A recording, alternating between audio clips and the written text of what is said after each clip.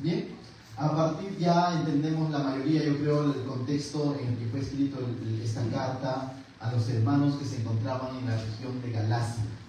En esta región de Galacia existían diversas ciudades en las que Pablo había visitado y había predicado el Evangelio, que es decir, la salvación, que es por gracia mediante la fe en Jesucristo. Pero había un problema, que Pablo continuó su viaje y a este lugar habían llegado falsos maestros, falsos predicadores, enseñando, por qué no decir, un falso evangelio.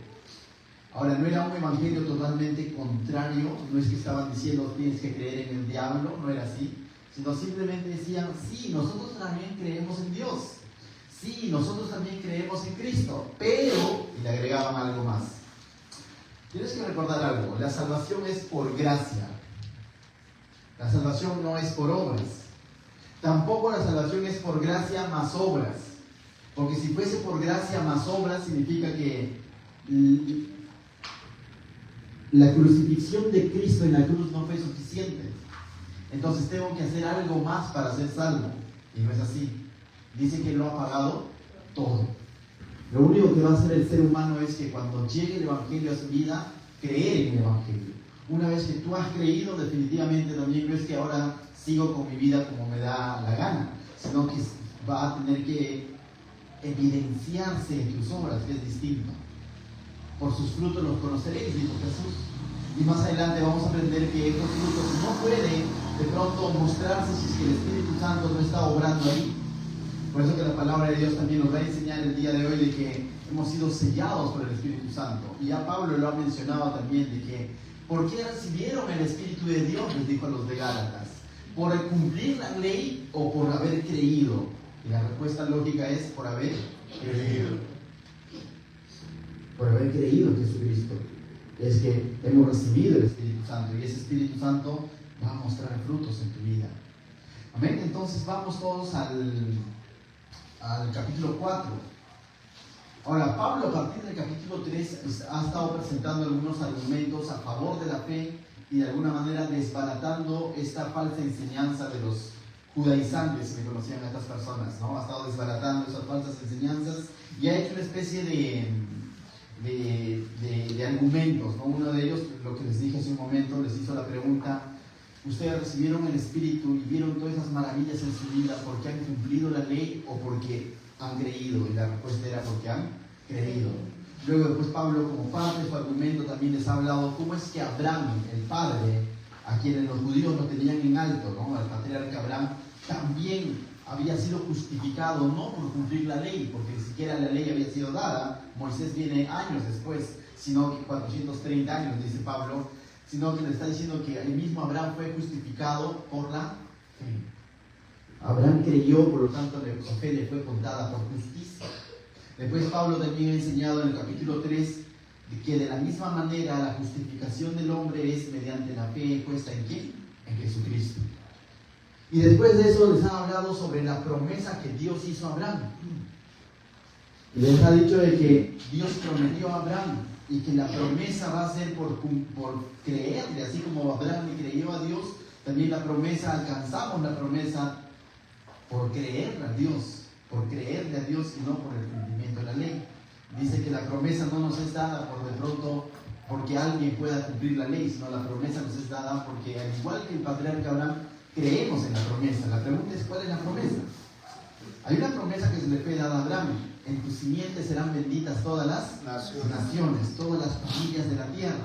Es decir, a Abraham se le dijo que en tu simiente será bendecido la vida de Gisela, en tu simiente será bendecido la vida de Julio César, de Franco y de cada uno de ellos. Ahora la pregunta es: ¿quién es esa simiente? Pablo le ha explicado. ¿Quién es esa simiente? Cristo. Cristo es el cumplimiento, ¿no?, de la promesa que se le fue hecha a Abraham. De tal manera que ahora podríamos decir que en Cristo es bendecida Gisela, es bendecido Franco, es bendecido Julio César, porque han creído en Cristo. Pero si de pronto rechazamos a Cristo y queremos de pronto obtener esa promesa en nuestras fuerzas, entonces no tiene sentido, estoy menospreciando la gracia. ¿Ven? Entonces vamos a arrancar desde el verso 29 del capítulo 3 para ver por qué es que ahora, hablando del capítulo 4, va a comenzar, Pablo va a comenzar a darnos una especie de ejemplo o ilustración. El verso 29 del capítulo 3 dice: y si vosotros sois ¿de quién? De Cristo, ciertamente el linaje de Abraham sois y herederos según la promesa. Es decir, somos herederos de la promesa, vamos a alcanzar la promesa, se nos va a otorgar la promesa que se le hizo a Abraham, siempre y cuando seamos de Cristo. Porque Cristo es el cumplimiento de esa promesa, en quien son bendecidos toda la familia de la tierra, es decir, todos los que creen. Ahora, en ese sentido, el capítulo 4 comienza diciendo, va a ser una ilustración de un niño, Abraham, Pablo, dice, verso 1, pero también digo, entre tanto que el heredero, ya he dicho que somos herederos, ¿no? ¿Sí? ¿Cómo termina el capítulo 3? Diciendo, voy a volver a leer el capítulo 3, verso 29. Y si vosotros sois de Cristo, ciertamente linaje de Abraham sois y herederos según la promesa. Es decir, todo creyente es heredero de la promesa, ¿correcto? Pero ahora mira lo que dice el capítulo 1. Pero también os digo que tanto que el heredero es niño, en nada difiere del esclavo, aunque es señor de todo. Entonces, ¿cómo es esto? ¿Cómo funciona esto? Verso 2. Sino que está bajo tutores y curadores hasta el tiempo señalado por el Padre. Curadores es como mayordomos o administradores, ¿ya? Entonces lo que Abraham está diciendo es algo, vuelvo a repetir, Pablo lo que está diciendo es algo interesante, que debemos entenderlo bajo el contexto romano. Hoy en día quizás no se ve. ¿Quién cría a tus hijos hoy en día? La abuela o los padres, ¿no? Pero en el contexto romano, o en los tiempos de Pablo, normalmente el que criaba a los hijos no eran necesariamente los padres. ¿Sabes quiénes eran? Los siervos. Tenían esclavas o esclavos exclusivamente para el cuidado de sus hijos. Y a esos esclavos se les conocía como cuidadores o mayordomos de familia. Y ellos de alguna manera tenían cuidado de los niños. ¿Y qué ocurría? Aunque por promesa, imagínate una familia romana, una familia liberada, aunque por promesa, yo podría decir lo siguiente, ¿no? Voy a imaginar que estoy viviendo en esos tiempos, ¿ya? Voy a decir, Hagan es mi heredero, Kiyari es mi heredera, ¿correcto? Eso significa que ellos ya pueden hacer uso de la promesa de la herencia. No, bajo el contexto romano no. ¿Sabes por qué? Porque ni siquiera eran considerados ciudadanos, porque estaban en una edad, por eso Pablo usa la palabra niños. El niño puede tener la promesa, pero todavía no puede disponer de esa promesa. Solo está haciendo promesa. Es decir, el niño puede ser el heredero, pero todavía eso está en promesa. Aún no puede disponer de esa herencia. Muy por lo contrario, no tiene tanta, en ese sentido, no hay tanta diferencia con el esclavo. ¿Sabes por qué? Porque más bien ese niño está bajo el cuidado de alguien y el niño no puede decidir por sí solo, sino que más bien el que decidía por él, ¿quién era? Su apoderado, el esclavo, su nana, su ayo. Es el que decía, no, yo que me quiero ir allá. No, tu papá me ha ordenado que tú te quedas acá. Pero yo soy el dueño. No, te quedas acá. ¿Me entiendes? Pero yo quiero ser. No. Y de alguna manera, por eso que Pablo dice, vuelvo a leer, pero también digo, entre tanto que el heredero es niño, ya está, es el heredero, porque tiene la promesa, en nada difiere del esclavo. No puede disponer de las cosas, porque dice, aunque es señor de todo, aunque es su derecho, sino que estando bajo tutores y curadores hasta el tiempo señalado por el Padre. ¿Quién definía cuándo un hijo, ya hoy en día quizás podríamos decir, bueno, ya se ha establecido una edad, son 18 años, va, saca su DNI azul y dice, ya se quiere independizar? ¿No viste ese tipo de jovencitos, no?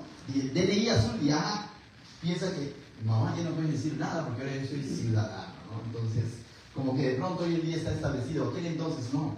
¿Saben quién determinaba y consideraba si su hijo ya podría asumir la responsabilidad de un ciudadano? Era el padre. El padre es el que de pronto decía, y no había una edad fija, porque tú te has dado cuenta que cada jovencito no madura igual, ¿no? Hoy día podemos considerar que tiene 25 años y todavía no deberían haberle dado DNI azul.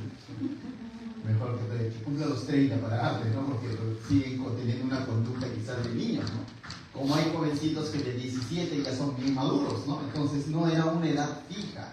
Por eso digo, tenemos que entender en el contexto. Entonces, ¿quién de pronto determinaba el momento? Era el padre. Mientras tanto, estos niños estaban bajo el cuidado de sus ayos, de sus nanas, de los siervos, ¿no? Y en ese sentido no diferían con ellos porque no eran como el dueño, aunque tenían la promesa de la herencia, pero no podían disponer de ella. Entonces ellos tenían que esperar a una ceremonia donde el padre tenía que darle eso, ¿no? Se le conocía como la ceremonia del toga virilis. ¿Ya? Repite conmigo, ¿cómo se llama la ceremonia? Del toga virilis. Donde el padre se le ponía un manto o una capa y un anillo. Y ese manto, esa capa le daba a él como la autoridad, ahora sí ya, de ser un ciudadano e incluso podía hacer uso de la herencia, ¿no? Que le correspondía. Entonces, eso tenía que pasar todavía este niño. Y entonces era declarado ahora entonces mayor de edad, vamos a entenderlo así. ¿Correcto? Ahora, ¿qué tiene que ver eso con lo que Pablo está enseñando? Tiene mucho que ver para poder comprender.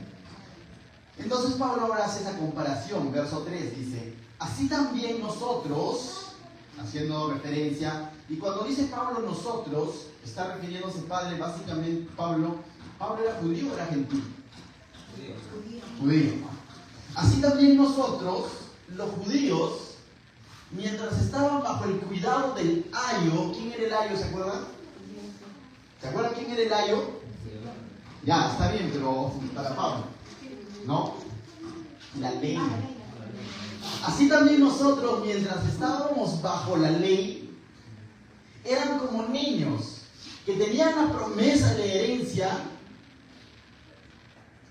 que se le hizo aquí a Abraham, y ellos tenían la promesa, pero no podían hacer uso de la promesa. ¿Por qué? Porque estaban todavía niños. Porque todavía aún no se les había declarado hijos propiamente dicho. Hijos maduros, vamos a verlo así. O hijos independientes o hijos mayores de edad. Aunque había una promesa sobre ellos por lo que hizo Dios a Abraham, pero ellos solamente han estado bajo cuidado y han estado al igual que los esclavos. No han podido disponer de esa bendición. ¿Cuándo el judío puede disponer de esa bendición? Cuando se da el cumplimiento de la promesa, y eso ¿quién lo determina? El Padre, cuando envió a Jesucristo. Pero si ahora el judío no quiere creer en eso, sigue viviendo bajo el ayo, como un niño que no puede disponer de una promesa que se le hizo ¿a quién? A Abraham. Pero su necedad no le permite entonces ahora disfrutar de esas bendiciones. Porque Dios dijo, en tus simientes serán benditas todas las naciones de la tierra. Y cuando viene Jesús, no solamente entonces apertura esa bendición para los judíos, incluso lo expande también para ¿quiénes? Para los gentiles. Mira lo que dice el verso 3. Así también nosotros, cuando éramos niños, estábamos, dice, en esclavitud bajo los rudimentos de este mundo. La palabra rudimentos es bajo los lineamientos de este mundo, bajo las reglas de este mundo. Para el judío bajo las reglas de la ley, para el gentil bajo las reglas que gobernaban el mundo, bajo los principios que gobernaban el mundo. Que esos principios, sea la ley o sea para los gentiles, los principios o lineamientos del mundo eran de causa-efecto. ¿Qué significa? Te portas bien, te va bien. Te portas mal, te va mal. Cumples esto, te va bien. Cumples esto, te va mal. Pero eso no da vida. Eso solamente va a regular y por lo general nunca nadie puede cumplirlo a cabalidad.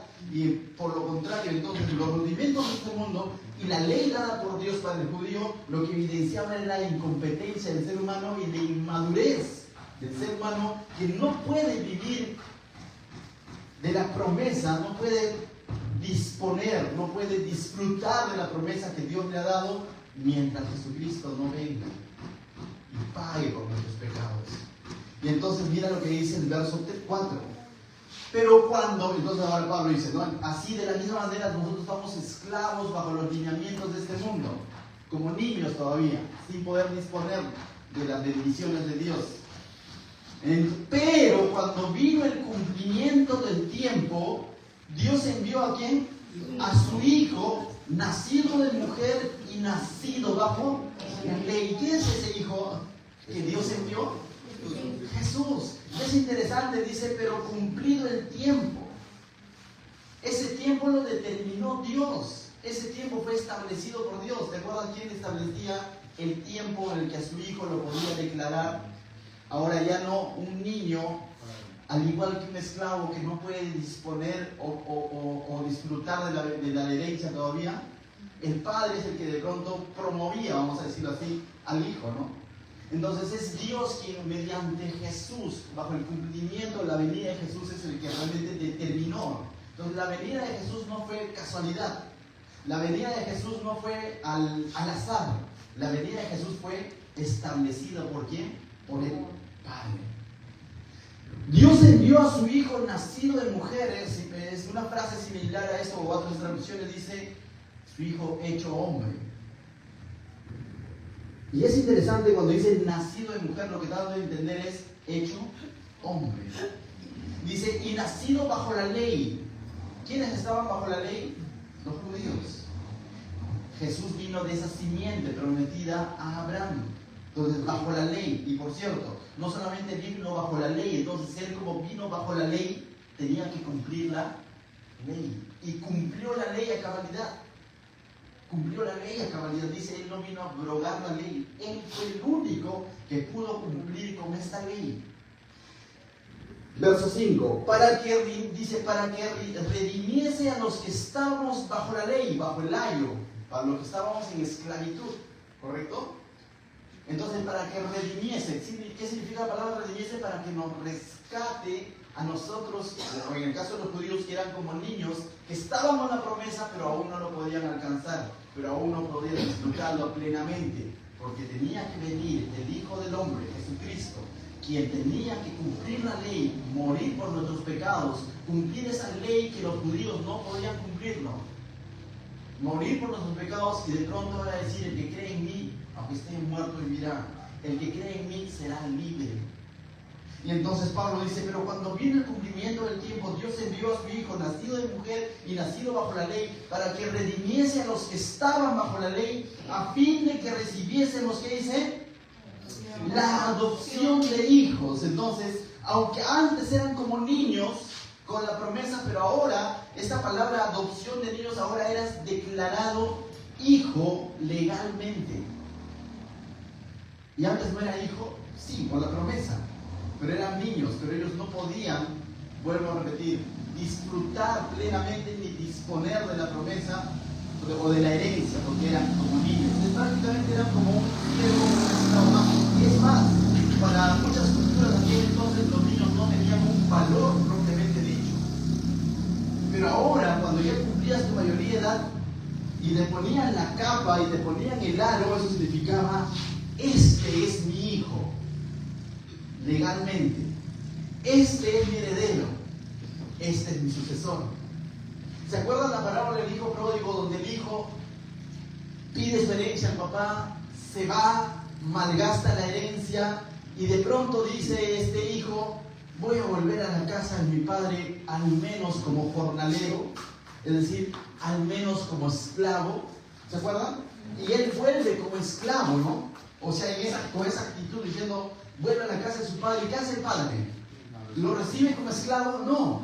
El padre lo recibe, dice, le da ropa nueva y le da y le diciendo, tú eres mi hijo legalmente. ¿Me dejo entender? Y ahora Pablo lo que está diciendo es lo mismo, que cuando Cristo vino y nos redime, cuando Cristo viene y muere en la cruz, se cumplen dos cosas. No solamente nos rescata, es decir, no solamente somos libres de la esclavitud, no solamente somos libres del pecado, sino también nos da esa posición de hijos. Por eso dice, nos adopta, voy a volver a leer el verso 5, para que redimiese a los que estaban bajo la ley, a fin de que recibiésemos la adopción de hijo, a fin de que seamos declarados hijos de Dios, adoptados por Dios. Entonces lo que Pablo está queriendo enseñar es, hey, Cristo no solamente te ha rescatado, Cristo te ha hecho su hijo. Cristo te ha hecho hijo de Dios.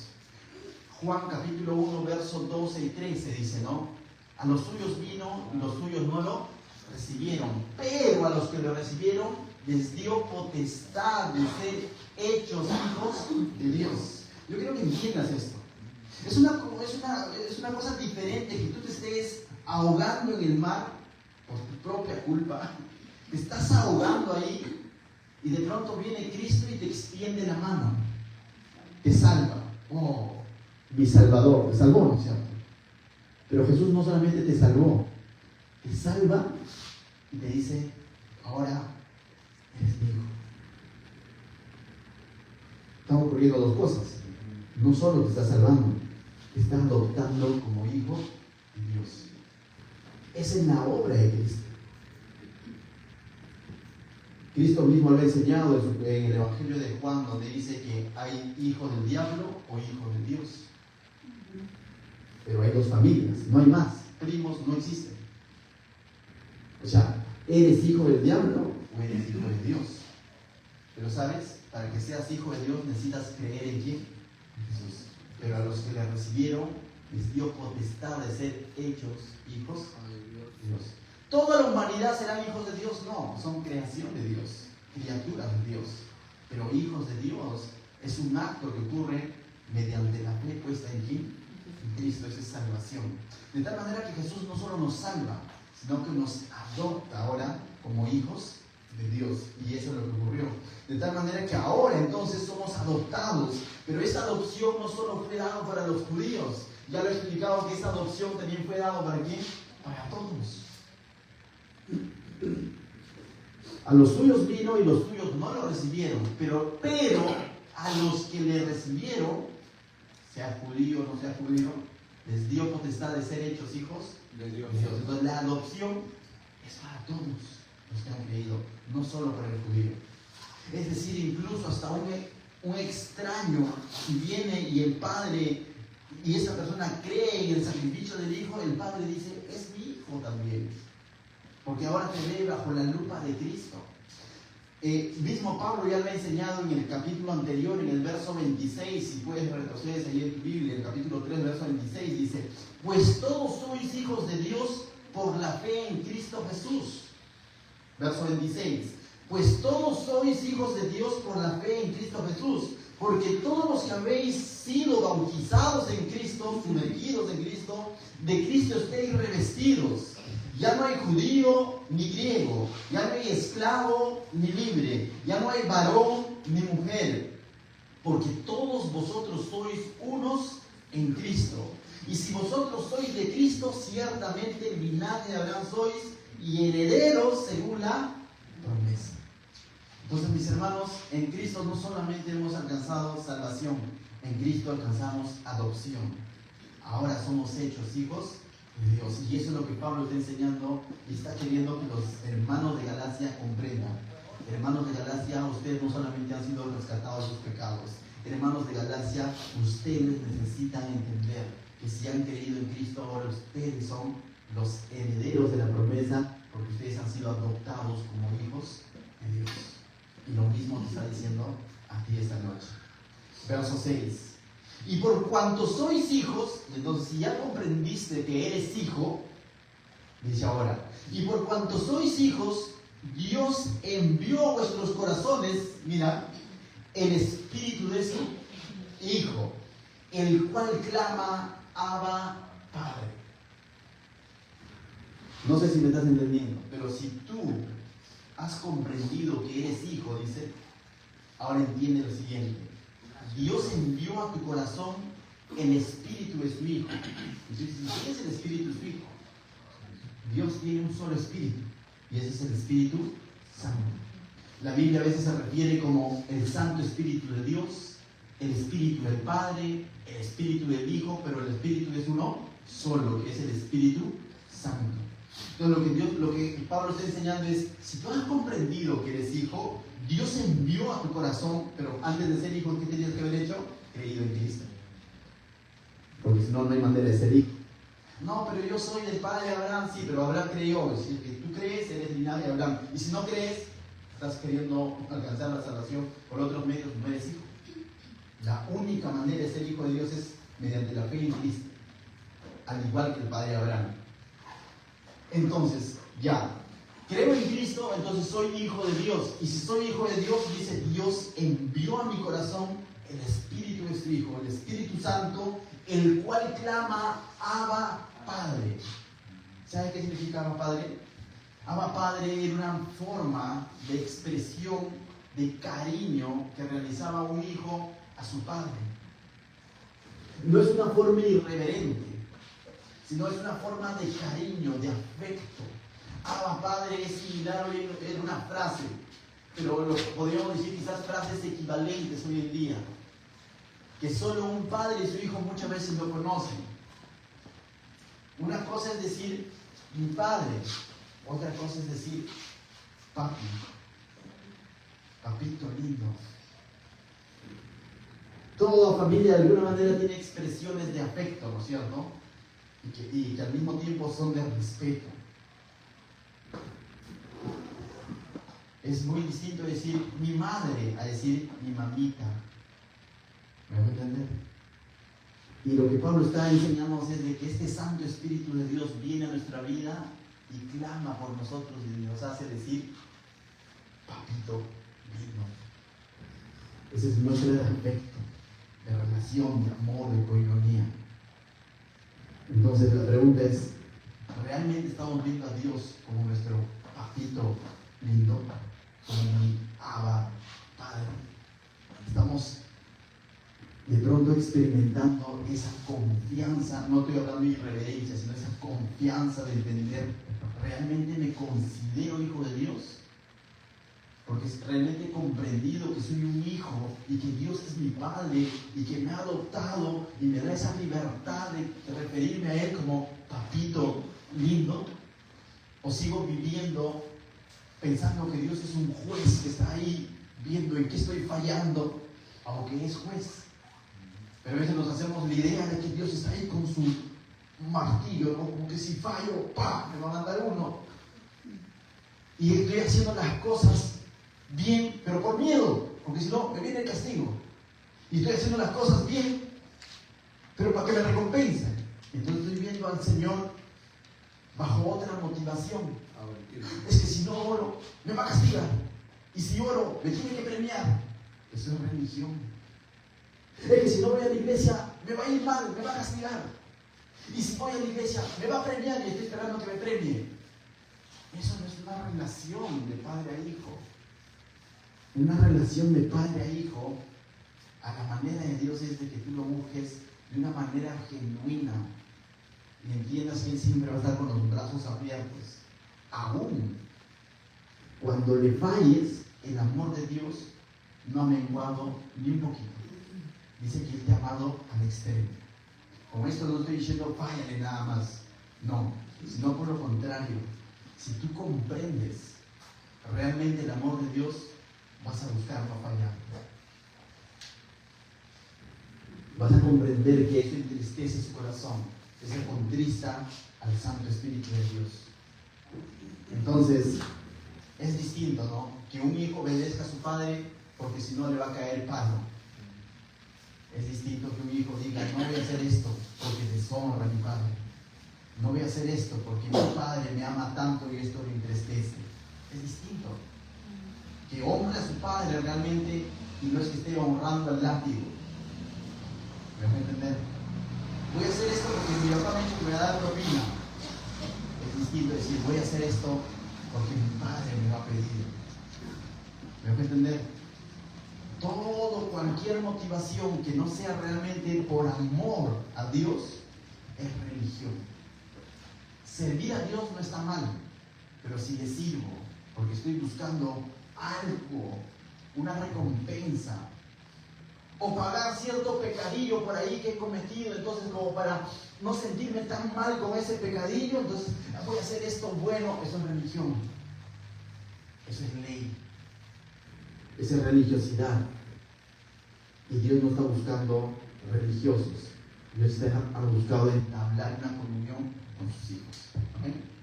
Verso 7 dice: Entonces el Espíritu Santo nos va a clamar por nosotros diciendo, Abba, Padre. Verso 7, así que ya no eres esclavo, dice. Y Pablo está tan interesado de que comprendan los hermanos que ya no son esclavos. Así que ya no eres esclavo, sino que hijo.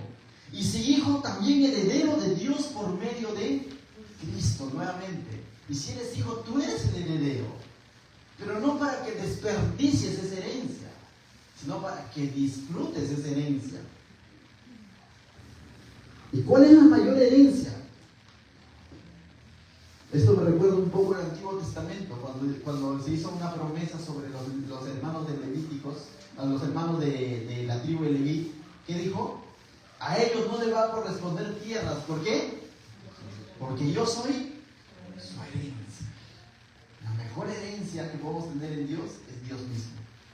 De poder tenerlo como nuestro Padre. Puede faltar 1000 cosas. Puede caerse el mundo si quieres. Dios es mi Padre. ¿Me voy a entender? Mañana quizás no hay para comer, pero Dios es mi Padre. Pero tengo una comunión con Él. ¿De qué vale que gane el mundo? Dijo Jesús, ¿no? Si perdieres, ¿qué? Tu alma. Entonces dice, así que ya no eres esclavo, sino hijo, sino también heredero de Dios por medio de Cristo. Verso 8. Ciertamente en otro tiempo, no conociendo a Dios, servíais a los que no, por naturaleza no son dioses. Es decir, ciertamente cuando no eras cristiano, cuando no conocías a Cristo, servías a cualquier cosa.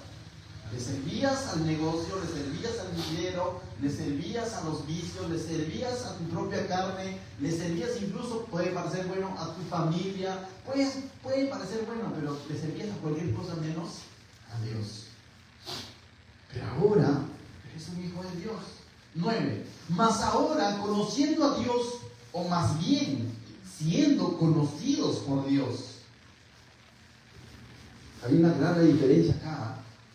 Dice, mas ahora, conociendo a Dios, o más bien, siendo conocidos por Dios. ¿Saben qué, hermano? Cualquiera puede decir que conoce a Dios. Cualquiera. Cualquier religioso te podría decir, yo conozco a Dios. ¿Por qué? Porque voy los domingos a la iglesia. Porque no ve mi pueblo Jesús Salvador, dice. Porque yo ya me leí toda la Biblia. Porque yo ayudo a los pobres. Porque he leído la Biblia y bueno, yo conozco a Dios. Cualquiera puede decir eso. ¿Pero sabes? Pero decir que eres conocido por Dios no depende de lo que tú digas, sino depende de Dios. Entonces la pregunta no tanto sería, ¿conoces a Dios? Sino la pregunta sería, ¿te conoce Dios? Y esta palabra conocer no habla del conocimiento como nosotros lo entendemos.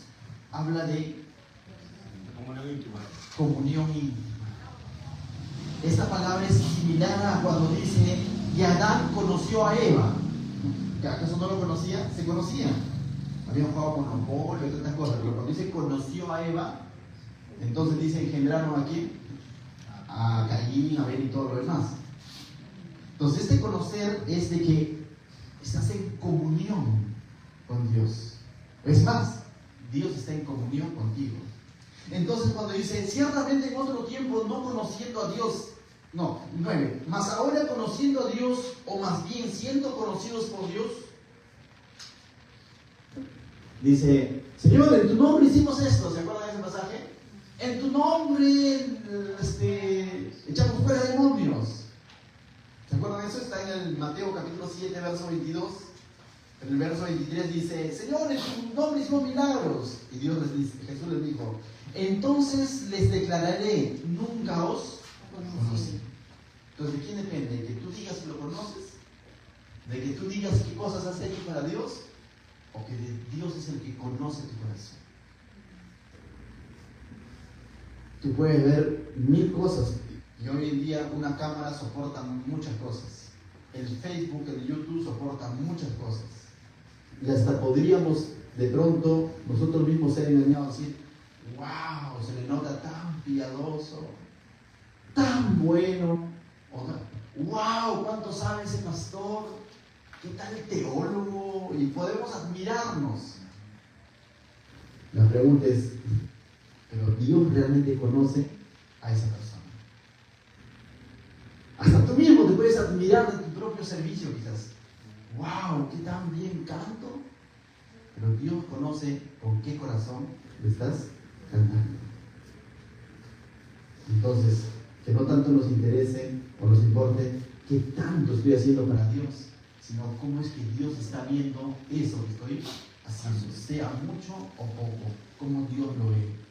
Entonces dice, como es, sí, en el mismo pasaje, dice la segunda parte, ¿cómo es que os volvéis de nuevo a los débiles y pobres rudimentos, a los cuales os querráis volver a esclavizar? Entonces lo que Pablo le está diciendo, una pregunta retórica, ¿no? ¿Cómo ustedes se quieren volver nuevamente a querer a esos lineamientos, esos rudimentos que los tenían esclavos? Si ahora ya conocen a Cristo, ya han sido adoptados como hijos de Dios, ya han sido libertados, ya no son ustedes esclavos, y a los judíos ya no son ni siquiera como esos niños que no podían disponer de su herencia o de su promesa. Ustedes ya han sido adoptados hijos y tienen toda la bendición en Cristo Jesús. Bendiciones espirituales, por cierto. ¿Cómo quieren volver a lo de antes? Verso 11 dice, no, 10. Guardáis los días, eso es una de las cosas que hacían. Mira, estaban queriendo guardar los días y el día de reposo. Es que a mí me dijeron que tiene que ser sábado y que no, y estaban nuevamente queriendo alcanzar el favor de Dios, cumpliendo la ley. Guardáis los días, los meses, los tiempos y los años. Estaban nuevamente volviendo a la religiosidad, ya habiendo conocido a Cristo. Me temo de vosotros dice que haya trabajado en vano con, ¿qué dice? Con ustedes. Y esto es como una llamada de atención, una exhortación, ¿no? Pablo le está diciendo, ay, todo el trabajo que he hecho con ustedes, que no sea en vano. Toda la enseñanza que les había dado, que no sea en vano. Os ruego, entonces dice Pablo no está enojado. Pablo está como que no logra comprender a los hermanos de Galacia cómo se estaban, ya en el capítulo anterior les ha dicho, oh Gálatas insensatos, les ha dicho. Y ahora dice, os ruego hermanos, no los hayas echado, los llama hermanos. Os ruego hermanos que os hagáis como yo, porque yo también me hice como ustedes, ningún agravio me habéis hecho. Y yo digo, ¿qué significa esto, pastor?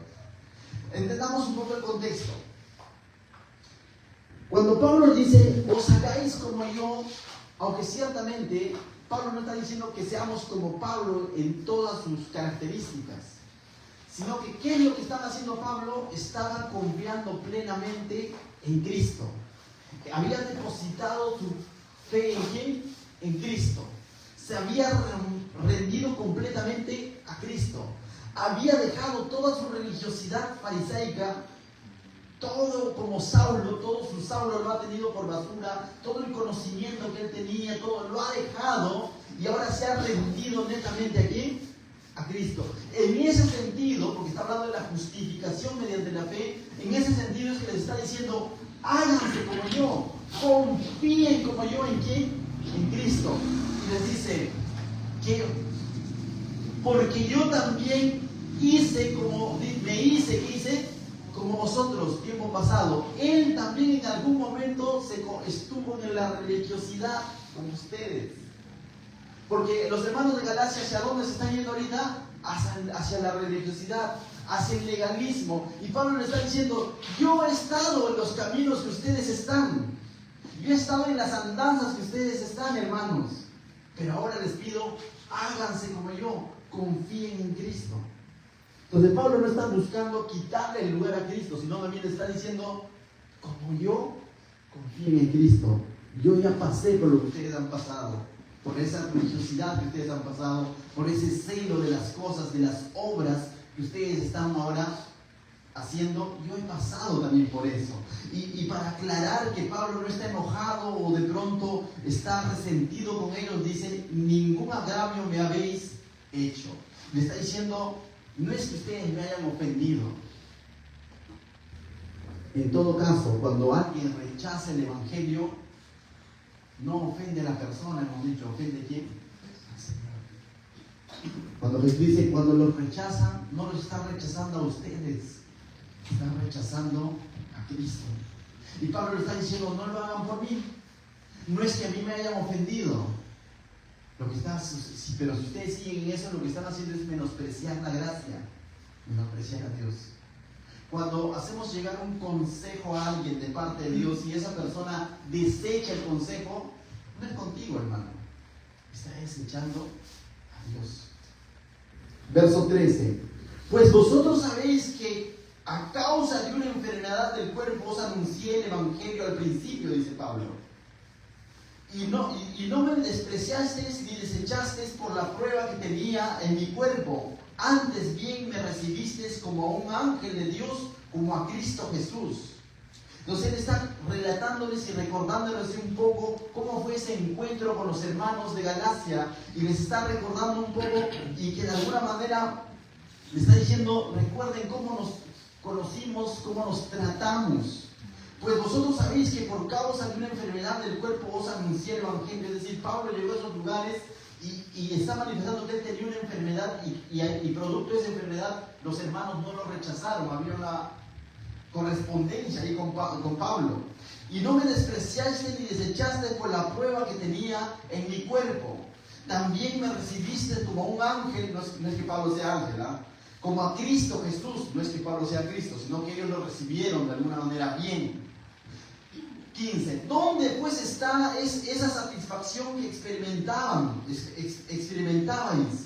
Porque os doy testimonio de que si hubiese podido o hubierais sacado vuestros propios ojos para dármelos. Lo que está diciendo, yo los he conocido a tal punto que ustedes incluso, si hubiesen podido sacarse los ojos, me lo hubieran dado.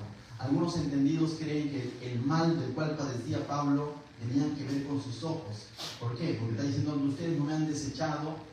Y en otro momento dice que él tenía un aguijón, ¿no?, por el cual oraba a Dios. Le hace una repelencia de pronto a que si ustedes hubiesen podido sacar sus ojos, me lo hubieran dado, ¿no? Entonces algunos dan de repente que Pablo sufría con algún mal de la vista, ¿no? Exactamente no sabemos, pero es una gran probabilidad, porque en otro momento va a decir, con letras grandes os escribo, dice, ¿no? Entonces, bueno, el punto no es eso. Verso 16. Y este verso quisiera imprimir la próxima y pegarlo acá abajo. Me hacen acordar. Me he hecho pues vuestro enemigo por deciros la verdad, dice Pablo. Vuelvo a leer, ¿qué significa? Me he hecho enemigo por decirles la verdad. No sé si hemos comprendido la pregunta. Lo que Pablo está diciendo es, ¿seré yo tu enemigo por decirte la verdad? ¿Saben qué, hermano? ¿Qué responsabilidad tenemos muchas veces de predicar la palabra de Dios tal como está escrito? Y a veces eso va a ofender, a veces eso va a doler. Pero ¿sabes? Nunca veas como tu enemigo a alguien que está siendo fiel a la palabra de Dios. Lo único que está haciendo es ser obediente y fiel a Dios. No lo está diciendo porque no te pasa, porque se la cogió contigo, no. Lo está haciendo porque está siendo fiel a la palabra de Dios. Muy por lo contrario, estos falsos que habían hecho con los hermanos de Galacia, los habían fascinado, los habían entusiasmado, les dijeron palabras bonitas que ellos querían escuchar. Mientras que lo que Pablo está diciendo es algo que muchas veces confronta. Está diciendo, tú en tus fuerzas no vas a poder alcanzar el favor de Dios. Necesitas rendirte al Señor. Necesitas, porque todo esto involucra arrepentimiento, todo esto involucra confesión de pecado. Porque para yo decir creo en Cristo, involucra todo eso. No es simple hecho de decir, creo en Cristo, ¿de qué? ¿Qué creo en Cristo qué? ¿Que fue a la cruz? ¿Para qué? A morir. ¿Por qué murió? Por mis pecados. Ah, ¿eras pecador? Sí. Y eso le cuesta aceptar muchas veces al ser humano. Porque el ser humano muchas veces se autojustifica y piensa decir, no, mi pecado no está tan mal, no creo que sea para tanto, pero el verdadero evangelio te dice que la paga del pecado es muerte. Entonces Pablo dice, me he hecho pues vuestro enemigo por deciros la verdad.